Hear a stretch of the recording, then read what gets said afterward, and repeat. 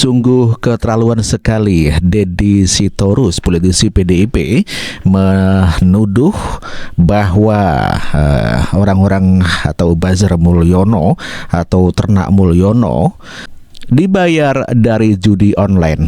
Sungguh keterlaluan. Sebetulnya banyak orang-orang yang cinta Jokowi, membela Jokowi, tidak ada bayaran sama sekali. Saya sendiri tidak ada bayaran sama sekali dari Pak Joko Widodo. Namun demikian, di dalam video-video saya selalu membela Pak Joko Widodo. Dan inilah pernyataan Deddy Sitorus tentang bahwa buzzer Mulyono dibayar dari judi online. Bibip tahu nih tentang OCCRP ini. OCCRP itu kan sederhana ya, gitu. Tapi bahwa sistemnya dirusak bisa menjadi alat untuk kepentingan politik, itu udah corrupted namanya. Betul, karena buzzer-buzzer ini hanya ngerti kalau korupsi dia nyolong uang berapa, kapan, di mana, buktinya mana, kan gitu nih. Kayak gitu. Otaknya kayak begitu, kasihan memang.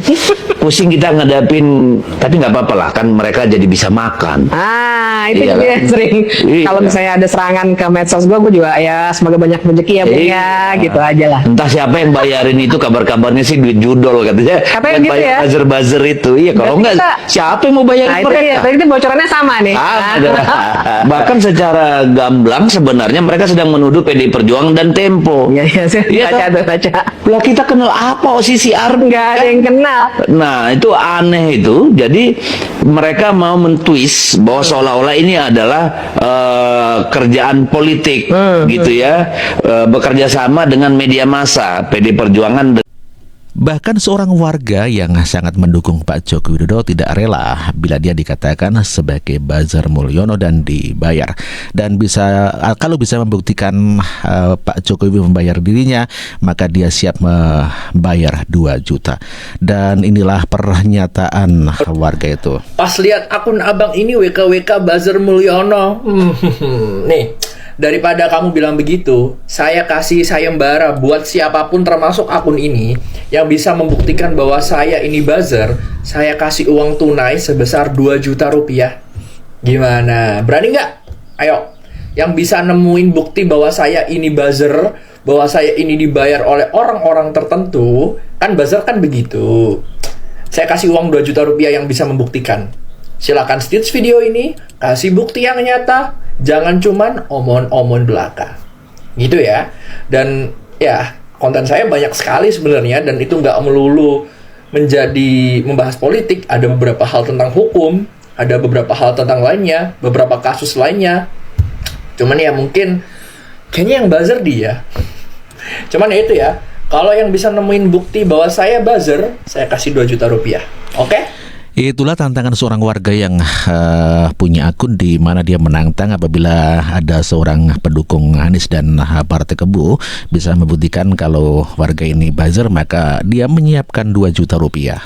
Ya, termasuk ini namanya dalam akun Semut Ireng, dia di fitnah, dituduh sebagai buzzer Mulyono Raimu.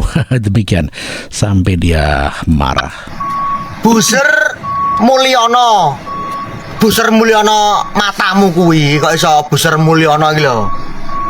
Buzzer Mulyono matamu kuwi, kok iso muni buzzer iki ndasmu kuwi.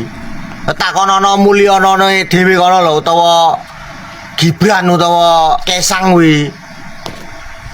Aku ki dikongkon apa ora, dibayar apa ora mbelani Mulyono kuwi. Lah kene iki yo ngimbangi dapuramu kuwi to. Lah dapuramu ngetrek-ngetrek pemimpin negara kok. Ya kesenangan dapuramu lek ora diimbangi karo wong-wong sing dukung pemimpin negara niki. Ya nek sing ngetrek-ngetrek ya kene iki nek sing dukung ngono lho. Ndasmu kuwi kok isone buser iki lho. Senengan dapuramu kuwi lek kaya rambunganmu ki ora di mata-matakne ngono, nyonyor we. Ya, pendukung Pak Joko Widodo dan pendukung Pak Prabowo marah besar ya, dituduh sebagai buzzer, di mana kalau buzzer pasti disuruh dan dibayar. Namun demikian banyak relawan yang membuktikan bahwa dirinya adalah bukan buzzer. Demikian juga akun Ahmad Dalimudin juga mengatakan bahwa dirinya dituduh sebagai buzzer, padahal dia sendiri adalah bukan buzzer. Dan inilah pernyataan Ahmad Dalimudin. Saya dibayar untuk jadi buzzer negara. Banyak sekali orang yang menganggap saya buzzer hanya karena saya membuat video jangan demo hanya karena FOMO. Lihat chat ini. Di mana video itu dinilai berbeda dari arus kebanyakan yang berbicara soal tindakan yang diambil oleh DPR. Oke, dengan berat hati, hari ini saya harus akui bahwa saya dibayar untuk jadi buzzer negara. Saya akan spill di akhir video ini. Kalau kalian pernah lihat kontennya Raymond Kin yang ini, satu influencer lah, pakai kata politik nih, kampanye Indonesia baik-baik saja, saya bayar 35 juta per post. Di dalam video itu, ada satu screenshot chat yang bilang kalau akan diberikan bayaran 35 juta untuk memposting Indonesia baik-baik saja. Is that true? Maybe yes, maybe no. Tinggal dibuktikan saja. Dimana sampai hari ini, dia nggak bisa membuktikan apa yang sudah dia janjikan. Tapi tenang aja, sesuai janji saya tadi di awal, saya akan bongkar di akhir video. And kalian bisa nebak nggak? Kira-kira saya dibayar berapa untuk jadi buzzer negara? Saya kasih waktu 3 detik. 1, 2, 3. Belum ada yang jawab. Bayangin aja ya, agenda yang ramai kemarin tentu saja melahirkan banyak perbedaan pandangan. Di satu sisi, ada yang bilang Indonesia tidak baik-baik saja. Di sisi lain, ada yang bilang Indonesia masih baik-baik saja. Dan di sisi yang satunya lagi, bodoh amat dengan kondisi politik kita saat ini. Tapi, siapa yang benar? Menurut saya, silakan kalian jawab sendiri sesuai dengan pandangan kalian masing-masing. Dan akhirnya, saya harus mengakui bahwa saya benar-benar dibayar untuk jadi buzzer negara sebesar 3M. Pasti ada yang tanya, serius mas? Yap, serius, dibayar 3M kok. Makasih mas, mantap.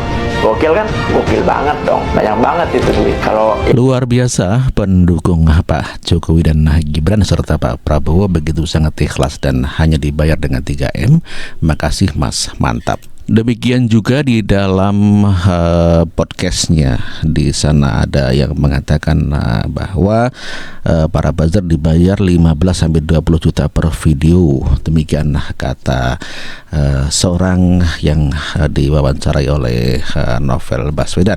Novel Baswedan adalah sepupu daripada Anies Baswedan, dan coba kita dengarkan pernyataan mereka. Untuk satu video saja itu ada yang 15-20 juta untuk sekedar menaikkan hashtag kondisi politik Indonesia sedang baik-baik saja. Ya, dan itu mengkhianati kepentingan negara. Dan itu mengkhianati kepentingan negara. Untuk satu video saja itu ada yang 15. Namun demikian, Adian Apitupulu memberi kesaksian bahwa Anies Baswedan pandai mengolah kata. Seorang warga yang datang ke Anies hanya dikasih kata-kata, namun demikian bila datang ke Prabowo dikasih makan. Itulah keterangan atau kesaksian daripada Adian Apitupulu, dan coba kita dengarkan sama-sama. Baswedan itu jago mengelola kata, bukan jago mengelola kota. Jadi kalau saya singkatnya begini, kalau saya tanya, kalau ada orang lapar datang ke Prabowo, dia kasih makan. Kalau datang ke Anies, makannya nggak dapat, pemikirannya nggak dapat, tapi dikasih cerita. Karena rakyat sendiri kan sudah menceritakan kinerjanya, sumur resapan yang tidak membawa daya manfaat, apa yang dilakukan oleh Presiden Jokowi yang begitu baik di Jakarta tidak dilanjutkan, sosok itu tidak memiliki banyak prestasi. Ya, kemudian menciptakan sepertinya ada hambatan. Itulah kesaksian Adian Apitupulu, dan demikian juga dengan Hasto mengenai kelakuan daripada Anies Baswedan. Ya, Deddy Sitorus juga selain menuduh buzzer sebagai dibayar dengan judi online, namun demikian Deddy Sitorus juga mengatakan bahwa Pak Jokowi merusak demokrasi, hukum, dan keadilan sepanjang sejarah Republik ini. Dan coba kita dengarkan pernyataan dari Deddy Sitorus. Ya, kampanye pilkada sudah selesai, masuk hari tenang. Saatnya untuk rakyat semua yang punya hak pilih dan berniat memilih untuk merenungkan siapa yang mereka pilih sebagai pasangan calon wali kota, bupati, dan gubernur. Saya kira mungkin kita berpendapat tidak ada hubungannya dengan hidup kita, tapi salah, karena pemimpin yang Anda pilih akan menentukan seperti apa wilayah Anda. Ya, pemilihan kepala daerah kali ini memang bisa dikatakan paling rusak lah dibanding sebelum-sebelumnya. Karena apa? Karena cawe-cawe kekuasaan di mana-mana.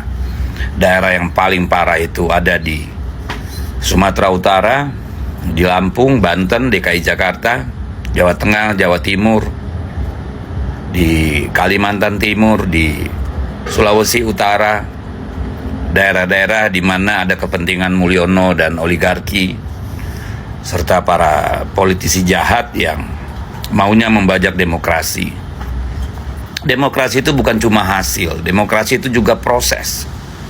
Proses demokratis dalam pemilu yang bermartabat itu ketika sebagaimana diputuskan oleh Mahkamah Konstitusi, tidak ada cawe-cawe aparat hukum, aparat kekuasaan, baik polisi, jaksa, KPK, dan sebagainya.